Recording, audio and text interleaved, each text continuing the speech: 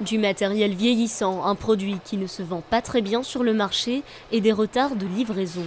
Le pari de relancer l'entreprise pouvait sembler audacieux et pourtant Stéphane Kollert, le nouveau directeur général, était sûr de ce savoir-faire Made in France.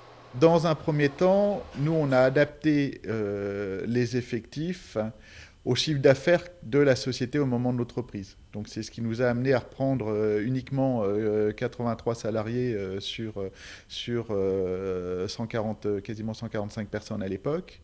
C'est une nouvelle ligne de produits qui a redonné un souffle d'espoir aux salariés de l'entreprise. Béatrice fait partie des employés qui étaient au tribunal pour soutenir la reprise de la fabrication. Elle, qui a vécu les 2 phases de licenciement, se dit optimiste quant à l'avenir de la production. Il y a une nouvelle styliste qui est arrivée déjà, donc la collection est complètement différente, il y a des nouvelles choses et ouais, c'est vrai que c'est sympa, les modèles sont jolis, hein.